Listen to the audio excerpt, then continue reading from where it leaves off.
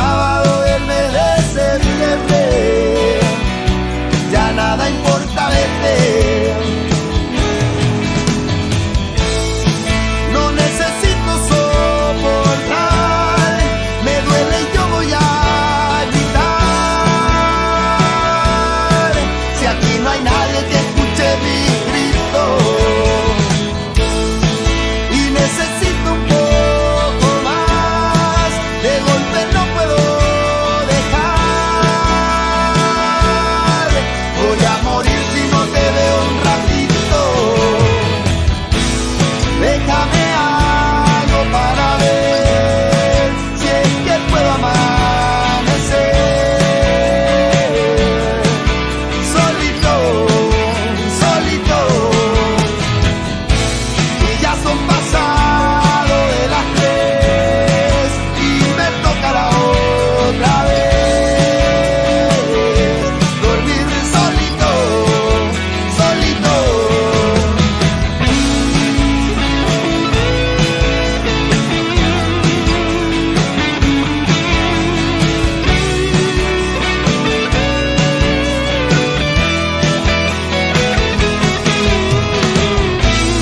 Déjame algo para ver si es que puedo amanecer. Solito, solito.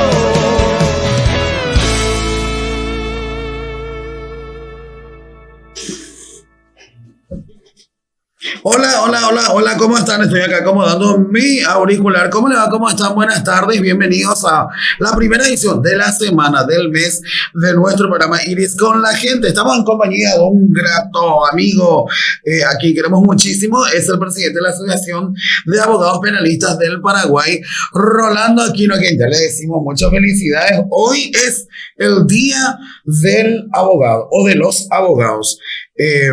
Feliz día a cada uno de los profesionales que están ejerciendo la profesión del derecho.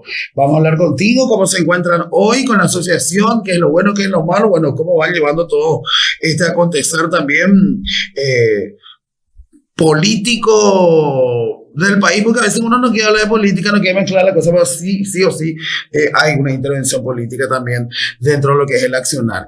¿Cómo está la Asociación de Abogados? ¿Cómo lleva adelante esto que está en vilo prácticamente en el país con relación a la situación de la Fiscal General del Estado también? Pero de a poquito vamos a ir. Primero, felicidades. Gracias, Rolando, por acompañarnos. Muy buenas tardes para ti y tu amable audiencia, Iris. Es así, muchísimas gracias, antes que nada, en nombre de todos los colegas, ¿verdad?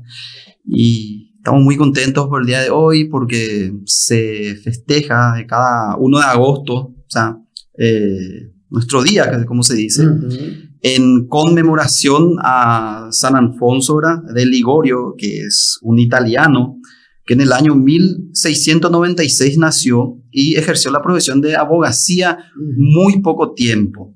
Quiero señalarte brevemente de que, según leí, ¿verdad?, él empezó a estudiar la carrera de Derecho a los 12 años, porque tenía una capacidad tremenda.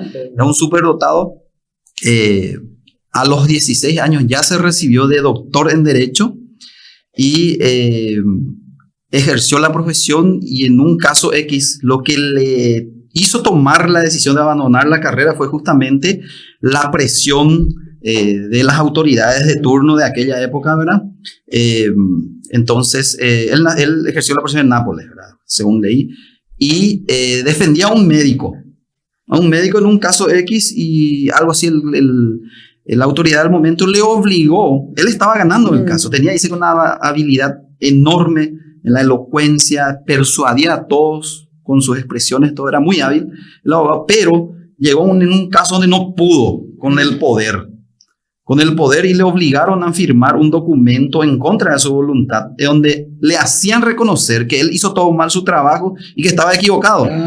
Entonces eso le hizo renunciar al ejercicio de la abogacía y se dedicó a la religión posteriormente, ¿verdad? En su recordación, entonces, se da este día tan especial que es el día del... Así mismo es lo que puedo señalar, ¿verdad?, al respecto, ¿verdad? Entonces yo siempre digo, trato de inculcar, ¿verdad?, humildemente desde mi posición, ¿verdad?, a los colegas, de que se dediquen de lleno a su profesión y se especialicen, que no queden con el título de abogado, que elija una materia que más les guste, ya sea de la niñez, laboral, penal, civil, lo que sea, y se dedique y profundice. ¿Cuántas Estudie, ¿verdad? ramificaciones, cuántas especializaciones tiene la abogacía? Es decir, en lo penal, porque abogados penalistas no hay muchos. No hay muchos. Y creo que hay 5 o 6 por ahí, ¿sabes? Penal, ¿Y civil, qué se laboral, diferencia? niñez, y después mercantil, agrario, como 8 materias por ahí hay, ¿verdad? Existe, ¿verdad? Y la diferencia principal es, todo gira en torno al derecho civil. Es el derecho que regula nuestro vivir diario, nuestra actuación diaria, cualquier compra que hagas, cualquier acción que realices, casi siempre tiene una relevancia en el ámbito civil, ¿verdad? Cambia siempre el Estado, tu derecho, todo eso, ¿verdad? Eso es lo civil, es lo que más ocurre. De ahí nacen todos los demás derechos, básicamente. Después van el derecho penal, a diferencia del civil.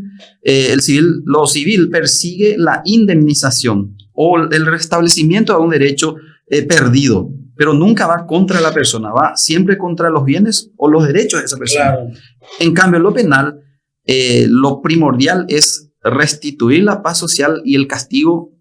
A algunos no les gusta que se le llame castigo, pero la pena que se aplica generalmente es contra la persona. En síntesis, se le procesa al ser humano y no a los bienes de ese ser humano, a diferencia del derecho civil. Después está lo laboral, ya más o menos fácil de determinar, que es lo que regula la relación entre la patronal, el empleado y todo eso, ¿verdad? Y la niñez, obviamente, y adolescencia regula el derecho de los niños y los adolescentes, que son de hasta 17 años de edad.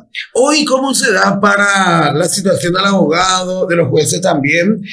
Hay un cuco, porque cuando uno hace mal su trabajo ya es acusado y hay un tribunal que puede justamente determinar la mala acción o el mal trabajo de los profesionales del derecho. Digo un cuco porque haces mal tu trabajo, alguien te puede denunciar. Sí. ¿Eso antes ya existía o se da de un tiempo a esta parte? Siempre existió.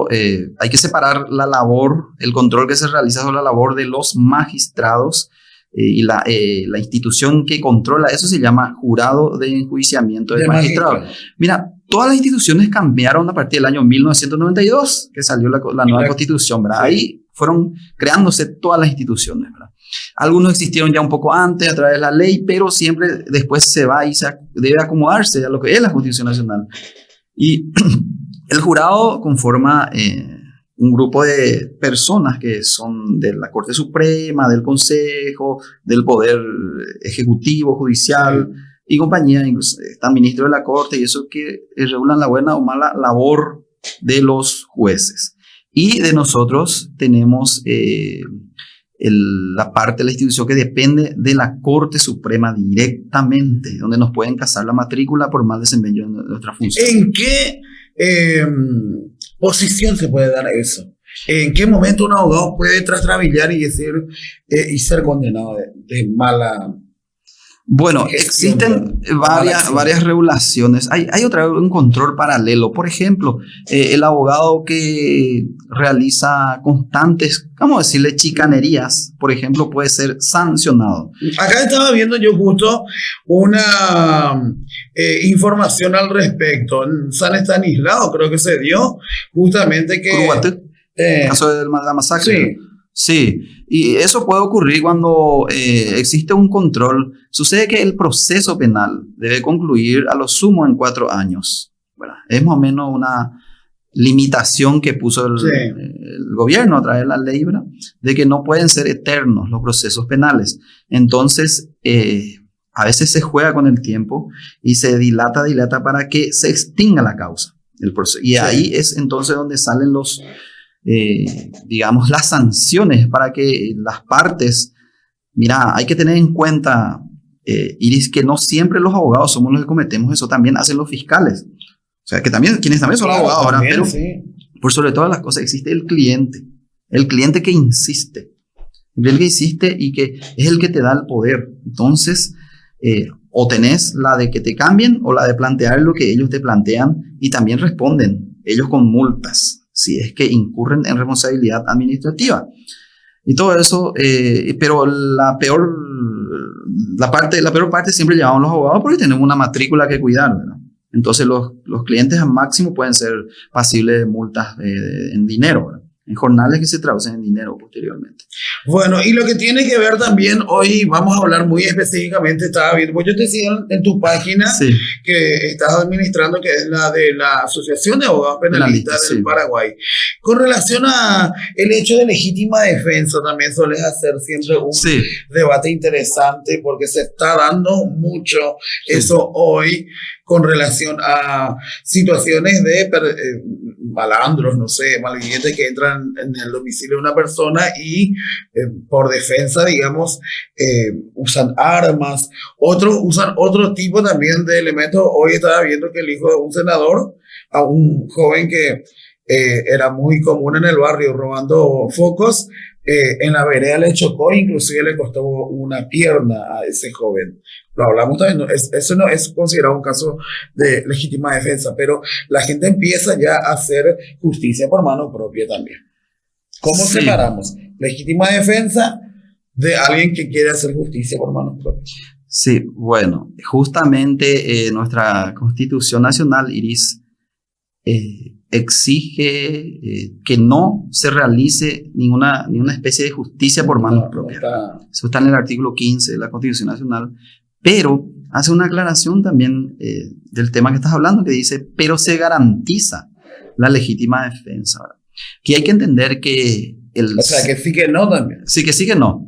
Ahí empieza el... Y ahí en el que sí que no, entra el Sí. abogado para determinar qué es lo que sí Sí. y qué es lo que no. Mira, sacarle al abogado del medio, de en medio. ¿Cómo una persona de preparación media, inclusive universitaria... Nosotros que después no- me comentaban las Sí. imágenes que estamos viendo. La de Mirna Ortiz ahí o no, me parece Mirna Ortiz, sí, sentada ahí también. Que fueron una serie de charlas, pero eso más adelante. Sí. Me ibas a contar que sí, que no. Sí. Tema de legítima defensa. Sí, el tema de la legítima defensa, como una persona que no tenga preparación académica en el ámbito jurídico, ¿cómo va a conocer qué dice la ley sobre la legítima defensa? Eso hay que aclarar primerito. ¿Y cómo sería cuando se excede en esa legítima defensa o mata por exceso, justamente por excitación emotiva, que es otra figura también? Entonces, ¿qué dicen los doctrinarios? Los doctrinarios dicen de que deja a criterio de la mentalidad de aquel individuo medio que esté bien en sus sentidos. Sí. Entonces, conforme a la situación que se le presenta, de cómo debe decidir en actuar o no en legítima defensa, conforme a su racionalidad, conforme a su raciocinio, ¿verdad? Entonces, ¿qué es lo que busca la ley? Evitar justamente el abuso o el exceso de la legítima defensa. Es decir, Claro. yo no le quiero a fulanito, voy a aprovechar que me hace enojar y le meto un tiro. Pues sí, o sea, Entonces, no. esas circunstancias son las que se pretenden evitar. Entonces, la ley te pone un límite. Primero debe ser presente la agresión. Yo no puedo porque fulano me ofendió ayer, no puedo venir pasado mañana a meterle una trompada por la cara. Legítima defensa o reacción. O un ejemplo. Yo no puedo, por ejemplo, para que se entienda, porque un ladrón entró en mi casa, al otro día ir a rotearle, le veo por la calle. Eso sería una venganza. Eso pasó No, hoy. hay que confundir la legítima defensa. Por eso con te la venganza. preguntaba la diferencia, porque eso pasó hoy, o ayer pasó, que el hijo de este senador le chocó a un vecino, porque dice que es vecino de la zona, y que estaban cansados porque robaba focos. El hartazgo. Sí, eso sí suele... Bueno, esa actitud, esa conducta tiene otro nombre, que podría ser... En la Argentina se llama emoción violenta. ¿Qué significa eso? Cuando perdes tu freno. Nosotros somos como los vehículos también, Iris. Tenemos nuestro freno, famoso ayllocóndego. Y eso perdes. A eso se le llama excitación emotiva o emoción violenta. Y Que te bloquea y actúas como una fiera, como ¿Y un cómo bruto. se demuestra eso? ¿Cómo demuestra Con el yo que informe, tuve un- primero con los hechos. Ver todas las, considerar Eso no, todas. también medio fácil Sí. también. Me bloqueé y por Sí, eso no más. por eso, no. En derecho, en el proceso penal, el análisis es diferente que otro tipo de proceso, porque ahí entra en todas las pruebas en discusión. Yo traigo esta hoja escrita a mano, a lo mejor en el derecho civil no sirve, pero en lo penal sí vale como información para que el juez se convenza.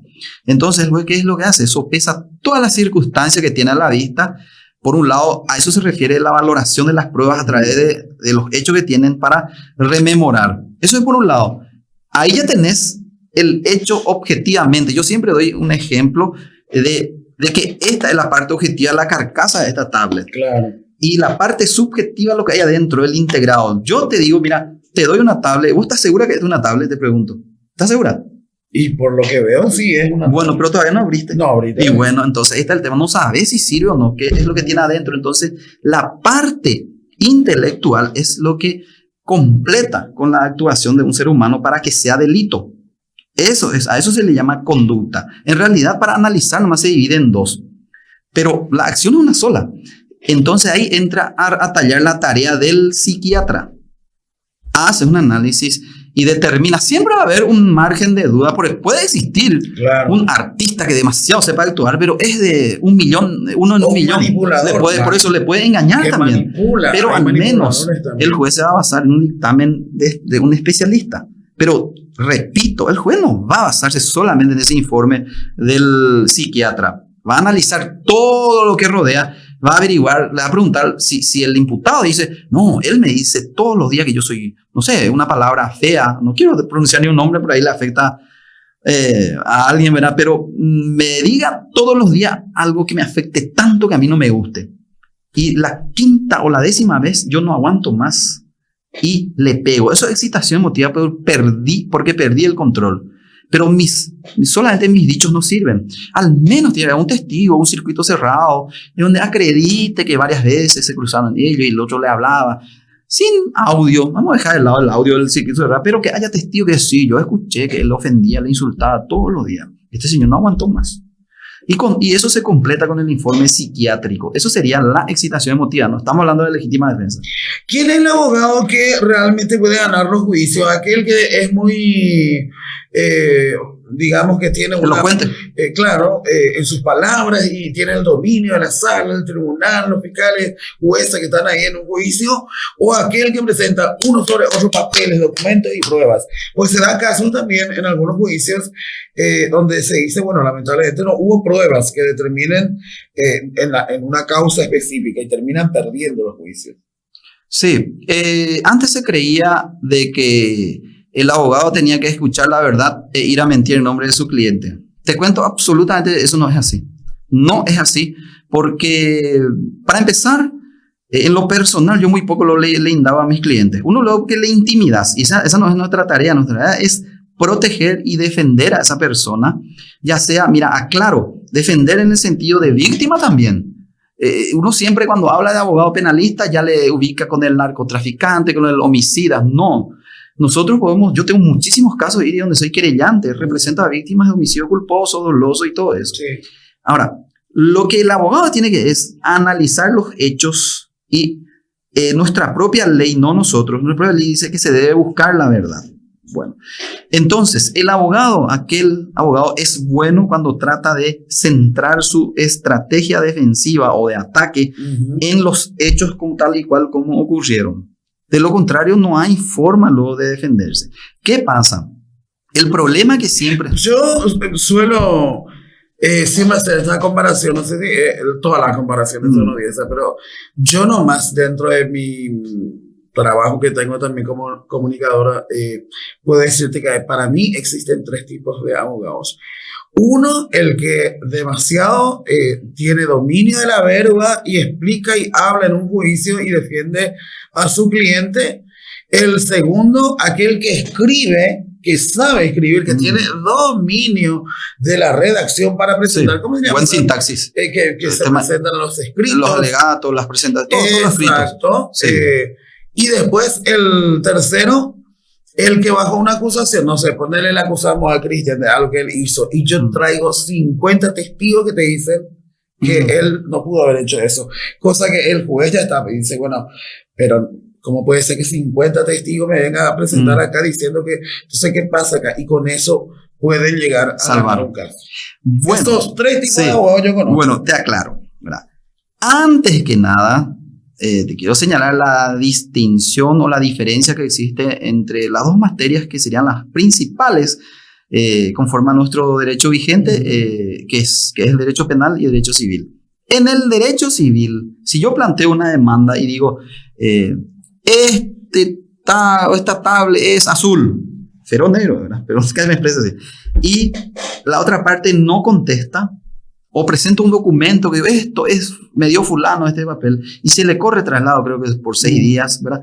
Para impugnar, y el otro se calla, otorga, entonces ya sirve como prueba, obviamente analizado. Esa es la gran diferencia entre el derecho civil y penal. Sin embargo, en el derecho, a esto se llama prueba tasada, en el derecho penal no es así.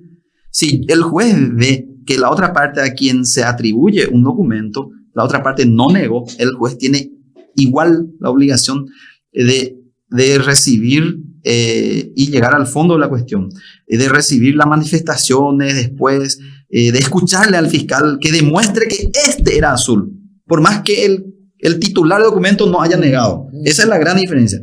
Uno es eso, y en el derecho civil no existe el luego fiscal. Casi no existe, salvo en la sucesión, el juicio de sucesorio y compañía. Son las dos partes. ¿Por qué? Porque son privados. Si a mí ya no me interesa mi problema, ¿a quién más le va a interesar al Estado? En cambio, en el derecho penal, en el proceso penal, siempre está el interés público de por medio. Por eso está el fiscal. Y eso es, por eso decía, y ahí a veces, Iri, en cuanto a tu ejemplo de ofrecer 20, 30 testigos. Tipo de abogado que sí, yo presenté. Bueno, ahí se centra. Eso era antes, en el proceso penal viejo, ¿sabe cómo era? Hasta el año 1998 regía el Código Procesal Penal viejo. ¿Qué decía? Testigo conteste. 2 testigos se iban a decir, sí, Iris Almada llegó a las 19 horas conmigo, estábamos tomando tereré. Sin embargo, Iris está acusada de cometer un delito de aquí a 100 kilómetros. Y la otra parte no ofrece 2 testigos que le contradigan a esos 2 testigos. Ahí vos ya ganabas, ya creabas una coartada. ¿Qué es una coartada? Está en un lugar diferente al hecho. Así era. Por eso, por la injusticia que se solía cometer en base a esas pruebas, entonces esa parte se abolió, se erradicó, y ahora no. Ahora yo tengo acá un abanico de pruebas y el juez va a decir, este me gusta, este me convence, estos 10 me convence, estos 15 sí, no tanto, y estos 5 están ahí en la duda. Entonces habla, basa en esto su sentencia, pero tiene que decir por qué lo otro no le convenció. A diferencia del proceso civil. El proceso civil, si vos tenés 5 pruebas que te gustan o te convence, y 5 pruebas no, vos te basás solamente en lo que te convenció nomás ya, y el resto ya desechas. En lo penal, como que hay un interés público, como que el proceso de orden público, el juez tiene que decir sobre cada una de las pruebas pronunciarse. Y ahí llegamos a lo tuyo, el tema de los 30 testigos. No le sirve, para mí un testigo que haya, sí, tenía una camisa roja, el hecho ocurrió hace 10 años, sí, y tenía un zapato marrón. Es absolutamente imposible que los 30 testigos coincidan en el 100% de su versión. Ahí lo ya es falso. Ahí lo ya es falso. Generalmente los verdaderos testigos, pasó hace un año, el otro va y se pasó un año y medio. Lo que pasa es que obviamente que los testigos tienen que hablar con el abogado, entonces pues no la va a tener que ir a decirlo. Pero sabes que es imposible, Iris, imposible es mentir en el juicio oral para los testigos. Sabes que tiemblan todo. Le dice lo que sea, 10 años de cárcel, muy difícil. Y es un testigo de profesión falso, ya lo. Bueno, pero difícil. Imagínate que ¿quién se va a arriesgar 10 años? Pero Rolando, no, es que por eso está bueno este tipo de debate, porque uno puede aprender también con ustedes. Si yo soy abogado, supongamos, soy abogado, bueno, yo tengo que defender a Cristian, yo presento mi listado de testigos, él luego me dice, y yo le digo, bueno, y mira, fíjate, ¿ya quién puede salir testigo para un fulano mexicano? Yo ya, si soy una abogada profesional, obviamente voy a saber todos ya los datos de las personas para presentar que van a ser testigos y qué les van a decir. Sí, vamos a coincidir.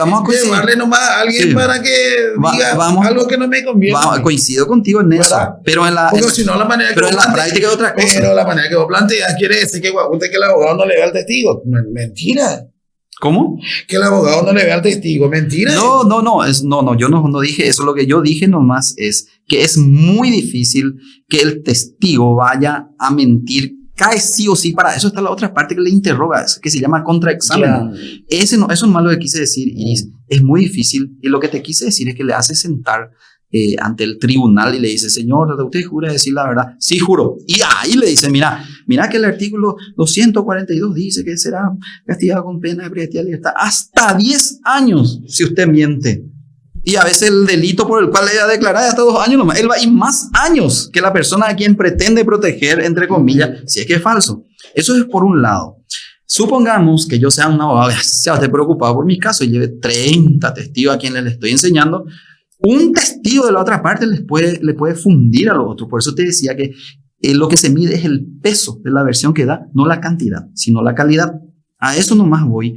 Y es cierto, voy a llegar a lo que vos querés llegar también, ¿verdad? También existe la otra posibilidad de que esos testigos efectivamente coincidan todos en sus dichos y el juez no esté convencido de la inocencia, pero tampoco tenga pruebas para decir que es culpable. Entonces se crea una duda. Eso no significa que sea inocente y le libera por la duda razonable, que a eso quería llegar para explicarte. Ahí sí puede darse el tema de cuando se inventan los testigos, ¿verdad? Puede darse, ¿verdad? Y es una realidad en la que hay que hablar. Yo no tengo nada que... No, claro, yo no digo luego que se inventan los testigos. Hay casos nomás que yo conozco que le han refutado a la otra parte presentando una cantidad importante de testigos que fueron a alegar que la persona acusada no podría haber hecho eso o no haría eso o no hizo eso porque lo conocen de su, ¿qué puede ser? Vecino, mejores amigos, entorno familiar y van. Entonces el juez queda ahí y dice, bueno, ¿cómo puede ser que una persona diga que Cristian es tal cosa y vengan 30 a jurar, porque se jura a decir la verdad y a decirle que él no es una persona absolutamente violenta, sí, eso, por eso yo no puedo estar ajeno a la realidad. No puedo, pues, yo como juez quedarme con el uno que viene a acusarle y dejarle a 30 que vienen a jurar decir la verdad para decir en su defensa de que él no es una persona violenta. Sí, correcto. Bueno, ahí lo que puede darse es si dejamos de lado todas las demás pruebas que al principio te dije que se deben ser evaluadas las pruebas, claro. Ahí sí tendría el peso, no sé, 10, 5, 10, 30 testigos contra uno. Pero ¿qué pasa? Es prácticamente, si estamos hablando de un hecho de homicidio doloso, generalmente o hay muchos testigos o no hay nada, ¿verdad? Entonces ahí, si hay muchos testigos, existen otros indicios que se analizan. Por ejemplo, el arma, ahora que hay tecnología, las comunicaciones. ¿Quién determina eso que deben ir en un caso a hablar? ¿Quién convoca a los testigos en un caso? Cada uno ofrece sus testigos. El fiscal, la defensa y la querella. Porque hubo en el caso del... Y el juez después llama. El juez agarra, le agregan una lista y el juez le fija la fecha y le llama. En el caso del incendio en la municipalidad hubo 80 testigos. Sí, creo que por ahí. Pero los testigos más importantes tampoco no se les convocó. Bueno, y eso, por ejemplo, sería sin conocer... Yo conozco de la causa que estuvieron ahí en primer lugar, en el primer minuto y el primer segundo, y no fueron convocados como testigos. Bueno, y eso es deficiencia, o sea, sería deficiencia, no quiero afirmar, Iris, porque no conozco el caso, o sea, solamente así como ustedes están a través de las redes y no pude realmente ya asistir como público. Pero seguiste de cerca el Sí, caso. Por eso, solamente trataré, pero no pude, pero sí te digo de que en todo caso, como te dije, en el caso del incendio de la municipalidad, primero se debe ver la nómina de los funcionarios, de todo tipo, de todos los niveles y ofrecerle a toditos como testigo a los que sean útiles. Eso también hay que tener en cuenta. Yo no puedo ofrecerle al que se dedica a la recolección de basura que siempre está afuera, por ejemplo, que sí me va a figurar como nómina, pero no me va a traer no va a realizar un aporte útil para la investigación, ya sea para prueba de cargo o de descargo, ¿verdad? El fiscal, esa es su obligación también. Ese es el primer error que, si yo fuese fiscal, aclararía eso a la ciudadanía. El fiscal no solo debe acusar, también debe sobreseer. ¿Y qué significa eso? Si yo tengo, Iris, una lista de 30 testigos de la municipalidad, por ejemplo, y sé bien que 10 de esos van a hablar a favor de los procesados, yo igual tengo que ofrecer y tomarle la declaración. Yo no puedo cercenar ese derecho ni separar, no porque yo quiero nomás a toda costa condenar a una persona. ¿Por qué? Porque quizás estando afuera es fácil, que mande, vaya a la cárcel, pero cuando uno sufre en piel propia, hay otras cosas, queremos a alguien que nos ayude con su versión. Y eso mismo piensa la ley, ¿verdad? de que para ambos tiene, después que el juez decida, eso nomás es. Y entonces, yo creería que hubo una negligencia en todo caso si es que no se le propuso a todos los testigos útiles, para empezar. Después escuché que se suspendían en las audiencias, el juicio oral se aplazaba, y creo que también fue por ese motivo que muchos no podían declarar en las próximas audiencias, ya tenían otros compromisos y cosas así, ¿verdad?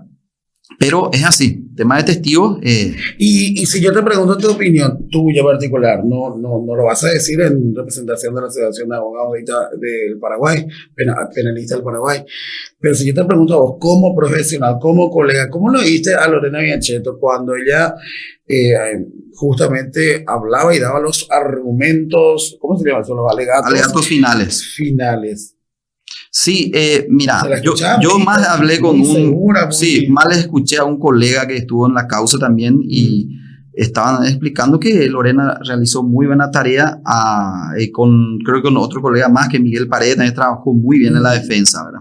Eso es lo que te puedo decir. Por lo menos lo que se escuchaba dentro de lo que era ya la explicación, llegaba muchísimo. Sí, lo que escuché también de que lo que es raro es que la municipalidad no haya querellado. Eso a mí me llama te iba a hacer esa pregunta enormemente la atención. Cuando se le preguntaba a los asesores de por qué ellos no presentaron la querella, decían, ¿y qué querés que te diga?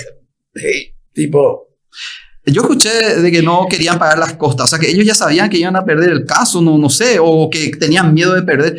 Pero eso hay que aclararle también a la ciudadanía y a todos, de que en los honorarios, cada uno obviamente paga de sus abogados a quienes les representa, y difícilmente cuando se dicta una absolución que es liberal al procesado, difícilmente se le va a aplicar el pago de los gastos de la contraria si es que la pelea fue muy reñida, para que se entienda. Entonces, a veces los procesados son liberados absueltos no por inocencia absoluta, como dije antes, ¿verdad? Sino por la duda razonable. Entonces, esa persona absuelta por duda razonable no tiene derecho ni a salvarse de los honorarios de su abogado, le tiene que pagar al abogado que contrató, y tampoco puede plantear demanda por daños y perjuicio contra el Estado, porque no fue declarado inocente. Fue liberado nomás por absolución. Esa es la gran diferencia entre el sobreseimiento que termina en una etapa anterior. El sobreseído, conforme al inciso primero, sí es declarado inocente. O si no, no puede ser sobreseído. Conforme hay un inciso primero. Después hay otra forma. En cambio, el que es absuelto puede ser absuelto de dos maneras. Inocente, ahí sí puede reclamar ante el Estado por daños y perjuicios, costo, algo así se llama, indemnización lo se llama, y también que todos sus honorarios le pague la otra parte que le estuvo acusando injustamente. Pero eso se da en casos muy drásticos, cuando toda la querella es falsa. Eso también, la querella tiene que ser falsa, Iris, para que pague las costas de su contraparte. O sea, yo tengo que mentir, decir, mira, él me robó fulanito y el celular sigue todavía aquí. Eso es así se plantea una querella falsa. O sea, esa circunstancia constituiría una falsedad. De lo contrario, estaríamos también cercenando, obstruyendo el derecho del ciudadano a accionar penalmente.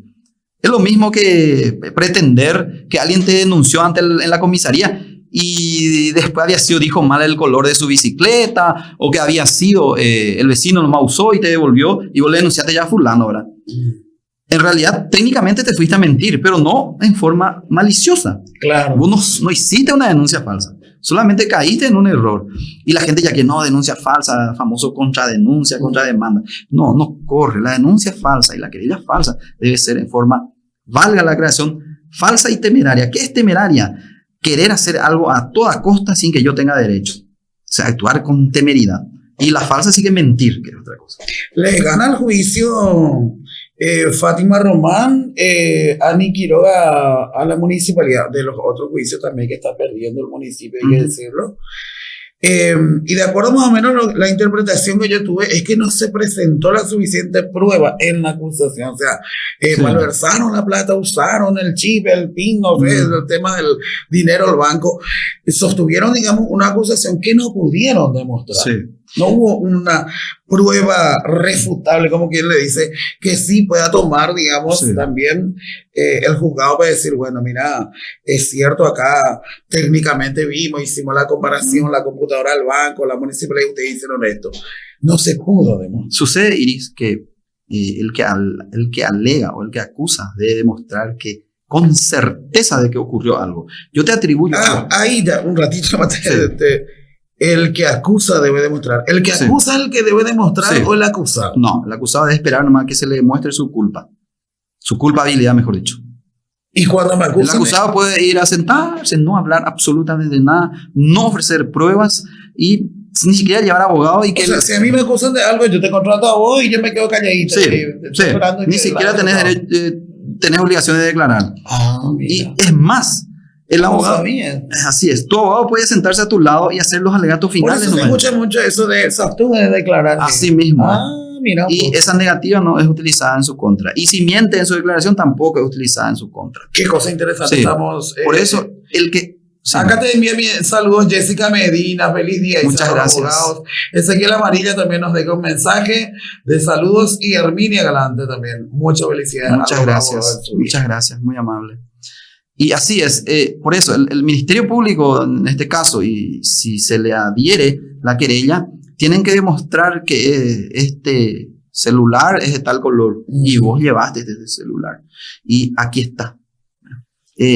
Por ejemplo, en el caso de la municipalidad, existían cuestiones que exigían operaciones técnicas. ¿Qué son operaciones técnicas? De conocimiento especial. Perito en informática, Exacto. perito en contabilidad. Y según escuché, fueron excluidos ese informe, creo que era de informática. Entonces, nadie puede cumplir ese rol si no es experto en eso. El juez no es experto en informática, el fiscal ni el querellante ni nadie. En este caso no existía la querella. Entonces, la prueba se esfuma, desaparece. Eso fue lo que ocurrió en una parte del hecho. De ese caso. Entonces se suelta la cadena. Nosotros le llamamos a eso nexo causal. Si vos venís de tu casa, pasás el semáforo y te van siguiendo los videos de vigilancia, aunque vos no sepas, muchos videos de locales comerciales te están filmando a vos hasta llegar Claro. acá. A eso se llama nexo causal, que son las cadenas que se van uniendo hasta llegar al resultado que vos cometiste desde el principio. Inclusive, si es un delito doloso, que es intencionalmente, a eso se le llama iter crimini. ¿Qué es iter crimini? Lo que hiciste antes, inclusive, de iniciar la acción reprobada, o sea, de cometer el hecho punible. Por ejemplo, si vos querés matarle a alguien, te vas en un supermercado o en un, no sé, en un local, compras el cuchillo, eso es iter crimini. No te- Todavía vos no cometiste ni un delito, pero ya preparás, imagina. Claro. Y a eso se llama plan, Iris. Y tu plan, yo te tengo que demostrar como fiscal. ¿Qué fue el plan y cuál era tu intención? No es tan fácil el tema de demostrar la verdad de un hecho y la autoría. Bueno, no es fácil cuando acusas. Sí, por eso sí. Cuando acusas. Por eso, Porque sí. tenés que venir a demostrar la verdad. Exacto, cuando vos acusás. Acusar nomás y te cruzas de brazos y no pudiste Sí. demostrar. Y eso es lo que yo justamente te quiero decir. Sucede que el poder a veces traiciona. Cuando todos se van y se te arrodillan por vos sos el fiscal, vos sos esto y aquello, Sí. tenés mucho poder. Entonces a veces te quedas tranquilo y olvidas algunas obligaciones tuyas. Totalmente. En este caso, el tema del incendio de la municipalidad, de nuevo, otra vez, para debatirlo, nos vamos al Sí. tema que ya pasó y los condenados están libres hoy. Sí. Nunca se supo la cantidad de dinero al final que desapareció. Ese Y no es uno de los hubo déficits. tampoco una querella. O sea, es medio difícil de interpretarlo y de entenderlo. O me parece Sí. a mí nomás. A ver, Yo creo que se sí. quema todo esto, se quemó plata adentro, que nunca se supo la cantidad, se acusó a una cantidad X de personas que al final recibieron una condena ínfima, hoy están en su casa y no hubo una querella con relación a esto. Entonces, cada Sí. uno está en su casa. Sí, por eso hay que aclarar, ¿verdad? Como abogado es mi obligación, mi deber, Iris, decirte, ¿verdad? Lo que dice la norma, lo que dice la ley, ¿verdad? Hay que aclarar que hablando así genéricamente, la fiscalía representa a la municipalidad, pero justamente también no es menos cierto que la municipalidad también puede querellar. Hay algunas instituciones del Estado que no tienen autorizado negativo en forma negativa, no pueden querellar otras instituciones del Estado, pero la Fiscalía, la Gobernación, y porque ya están muy compenetrados con el poder, que es la Fiscalía, entonces ya no necesitan, pero ya son parte. Pero están las excepciones que son las gobernaciones, las municipalidades y otros entes que ahora no recuerdo, te soy sincero, pero siempre le tengo bien fichado a la municipalidad y a la gobernación que sí pueden querellar cuando se realizan delitos, vamos a decirle, que atacan su patrimonio. Algo que es patrimonio de toda la ciudadanía. Por eso yo no le encuentro el motivo por qué no pueden querellar, si tienen asesores que reciben. Ellos podían hacer, ¿verdad? Es mi humilde opinión, eso ya lo digo como abogado particular, ¿verdad? Pero primero siempre aclaro de que tampoco representa un error, ¿verdad? ¿Por qué? Porque la Fiscalía, repito, les representa a ellos. Pero no hubiese estado mal que ellos también coadyuven en el proceso del principio al final con un abogado querellante al menos, ¿verdad? Con un abogado querellante que actúa como prácticamente un fiscal más. Puede apelar, puede acusar, puede hacer de todo. Y a su vez sirve como control y si es bueno, le ayuda muchísimo al fiscal. Eso también hay que tener en cuenta. Claro, totalmente. Sí, porque están muy atareados, abarrotados de trabajo. Claro, traje nomás a colación porque era algo que les sorprendió muchísimo. Sí, fue siempre lo que dijimos eso. Siempre ¿Por qué no presentaron ellos una querella? Bueno, nunca encontramos. Llamó la atención. Sí. O sea, no están obligados, pero era un deber de ellos. Totalmente. Así se puede definir. Totalmente, es lo que se comentó. Sí. Y hoy actualmente dice que están perdiendo muchos juicios también. Eso no sabía. Hay ya algunos juicios que ya están en la última. ¿Cómo se llama el proceso? ¿Está en primera instancia, segunda instancia? Sí, tercera instancia de la corte, depende de qué tipo de juicio sea también, ¿verdad? Por eso es que llama mucho la atención esa situación. Bueno, ahora vamos a hablar de la asociación. De acá para adelante, ¿hay alguna celebración para hacer por este Día Especial del Abogado? Gracias primero por opinar, algo que a lo mejor no existe, sí. O bueno, como ya pasó, también no tiene mucha injerencia lo que pasa que uno tiene responsable de su dicho, y si yo no tengo esa personalidad de opinar lo que digo, de transmitir lo que pienso, entonces voy a estar de balde. Claro, yo hablo de temas aparte que eran muy importantes. Sí, hablamos con responsabilidad y no le estamos acusando a nadie, ¿verdad? Totalmente. Bueno, ¿hay celebración por el Día del Abogado o no? Sí, nosotros somos abogados que venimos celebrando siempre luego con las charlas, y a nosotros nos parece mucho mejor impartir lo poco que conocemos, o también recurrimos a abogados de otra categoría, de otro nivel. Siempre hay que reconocer eso, uno siempre aprende. Entonces estos días, a ver, un poco el viernes pasado hicimos, este viernes que pasó, hizo 8 días, hicimos una charla con el doctor Ricardo Preda, que es un magíster, una persona súper preparada. Hicimos un local X, ¿verdad? El viernes estuvieron magistrados, fiscales, justamente escuchando la cátedra que nos dio el doctor Preda, ¿verdad? Y nosotros así festejamos el día, todos los días el Día del Abogado, porque lo que queremos es inculcar, practicar la solidaridad entre colegas y, por sobre todas las cosas, transmitir el conocimiento. No importa si yo sé alguito nomás de derecho penal, ¿qué debo transmitir con mi colega que a lo mejor sabe menos? O a lo mejor el que sabe menos con su pregunta me está enseñando. También. Entonces eso es, y tenemos una universidad de aquí, ¿verdad? Está organizando justamente otra vez con el doctor Ricardo Preda una charla sobre derecho penal.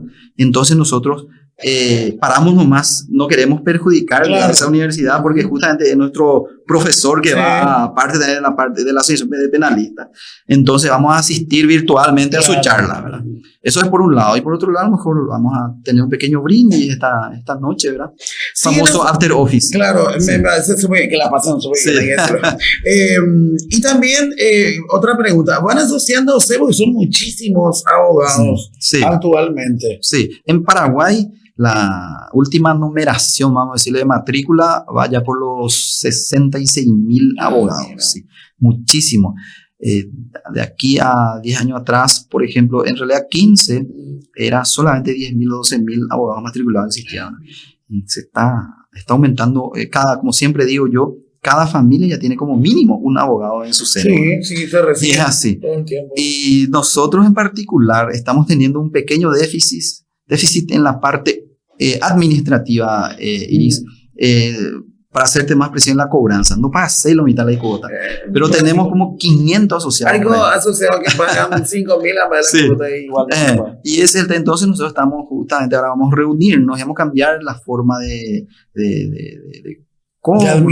Sí, vamos a hacer de una sola vez por un año. ¿Verdad? Entonces va a ser más fácil que aquel colega que quiera asociarse o continuar, que abone, ¿verdad? ¿Y cuáles son los requisitos para un abogado que quiera formar parte de la asociación? Sí, que posea en primer lugar el título de abogado. Inclusive hay un sector para, ¿cómo se dice? Examen científico, compañía, algo así se llama nuestro. Nosotros tenemos estatuto inscrito. Un examen de ingreso. Sí, el tema científico, ¿a qué me refiero? Pues, básicamente, nuestra asociación representa abogados particulares pasilleros, penalistas. Sí. Pero hay una excepción para eso, para los que quieran sumarse a funcionarios públicos, pero con fines científicos. Entonces, ¿cómo actuaría un juez, por ejemplo, si se quiere asociar?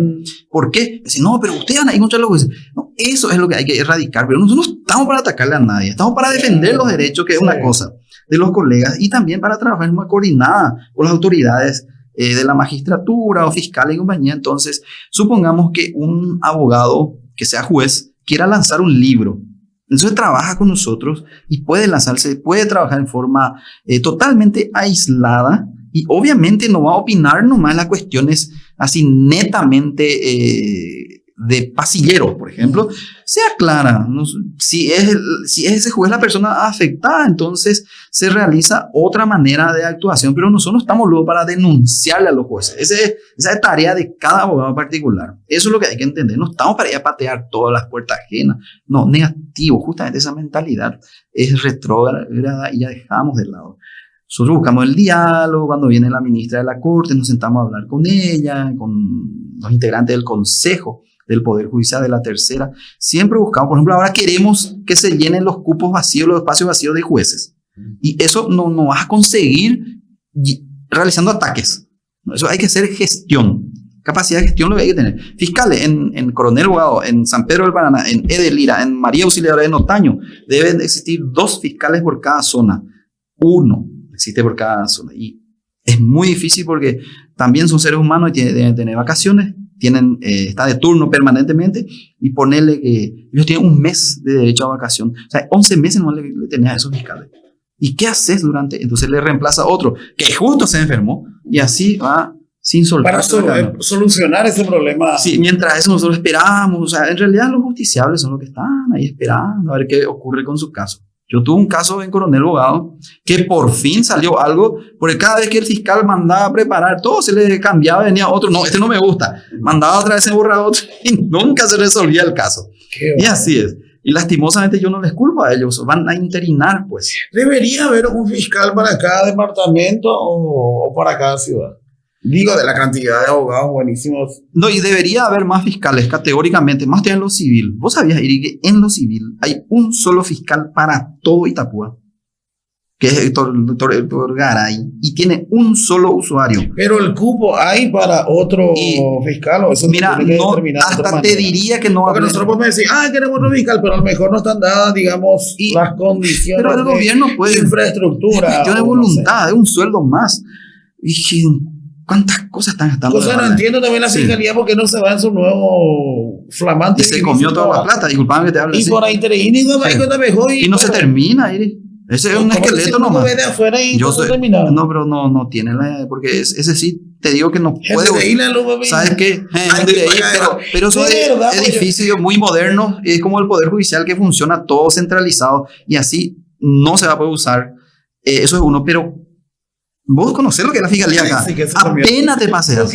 Y vos, ahí está la empresa, no me viene el nombre. Ya, por ahí me acordé con el tema de no la acusamos a nadie. No, pero eso no es el fiscal, no es la fiscalía. No, claro, una empresa constructora. La Gran Liga Encarnación. Sí, ahí está el cartel de ellos, ¿verdad? Nosotros varias veces como abogados ya queremos hacer una denuncia penal en contra de los que malversaron ese dinero de construcción de culminación de la fiscalía, porque todos estamos perdiendo el derecho, todos estamos siendo privados de servirnos de las ventajas o facilidades o de las comodidades de ese edificio, y estamos chocándonos todos ahí acá en el edificio de la fiscalía. Que Oye, da pena, sí, Dios mío, pero eso no es nada. Yo me fui a Luque. Mira, viene muy contento otra vez, que es demasiado bueno acá el ambiente. Ay, así. El Luque te abre una puertita, como esos presos ahí, y te abre ahí te tienen con palito el pasillo, criaturas llorando, no tenés asiento en los pasillos, impresionante. En San Lorenzo, en Luque, en Fernando de la Mora, toda la fiscalía tienen una precariedad tremenda. Una belleza de edificio. Sí, y mientras nuestra fiscal general de Estado designada presidenta iberoamericana de fiscales, no sé qué, y no atienden las necesidades de su gente. No, pues, Realmente no tengo ninguna inclinación política, pero esa es la realidad. Pásenle la foto de la fiscalía, eso es donde Yo quiero nomás que venga a tramitar como pasillero, que rápido vaya a solucionar los problemas. Que venga nomás a correr de ahí a la carrera por ahí, que ahí nomás no hace falta que venga por el interior. Ahí tiene todo el sufrimiento entre Luque y compañía. Upey viendo jóvenes años pillada, pero sabe todo. Pero lamentablemente no pasa así. Yo siempre me quedo muy angustiada cuando paso, solo puedo ir a visitar la Mirna. Y cuando estamos ahí en su casa, en el encuentro, veo el edificio ahí. Y es hermoso. Mira, ¿y por qué Pico no se cambia? Sí. No, y no se terminó. Nosotros vamos por pura curiosidad, vamos a decirlo. Bueno, por ahí sí nos unimos con mucha fuerza, nos hacen caso, pero difícilmente. Pero vamos a pedir un informe. Ya hemos preparado con Rubén Paredes un proyecto. La prensa puede ingresar a ese edificio y filmar y ver qué es lo que yo creería que sí. Yo creería que se puede del pueblo. No supuestamente, no es propiedad privada. Sería bueno. Sí, mira, tendríamos que entrar ahí. ¿Qué es lo que nos van a decir? Ay, no pueden entrar, pero van a descubrir nuestras deficiencias. Van a decir, no van a tener excusa para no dejarnos entrar. No, ¿verdad? Estaría buena la idea. No nos pueden impedir que entremos. Rolando Aquino, muchas gracias. Mira, se nos fue una hora. De verdad me quedé con muchísimas más ganas de. No, hablamos de la legítima defensa al final. Al final. Porque sabes que es un tema muy importante. De la legítima defensa al señor. Bueno, y te digo, la legítima defensa. Una persona que está en su buen sentido puede definir si está actuando bien o mal. En eso nomás se resume todo, para que la gente entienda. En la distinción entre lo bueno y lo malo. Ahí nomás está todo. Y después te quiero decir también de que me invitaron gente de Coronel Oviedo para ir a hacer una charla presencial sobre accidentes de tránsito. Una vez nosotros tocamos ese tema y es espectacular. Que por ahí ahora en el próximo programa. Sí, he ganado, o en algunos estoy ahí por perder, ¿verdad? Siendo realista, pero no por mi culpa, ¿verdad? Que sería buenísimo comentar. La próxima hablamos de eso, entonces. ¿Te parece bien? Cuando quieras. Bueno, nosotros nos vamos. Gracias por acompañarnos como cada tarde en este horario a partir de las 2 de la tarde. Y elijo a la gente. Hoy, en el Día del Abogado, queríamos hablar con el presidente de la Asociación de Abogados Penalistas del Paraguay. Tema súper interesante. Aprendemos muchísimo con él también en todo lo que tiene que ver de sus conocimientos. Muchas gracias y reiteramos. Feliz Día del Abogado. Conexión Radio.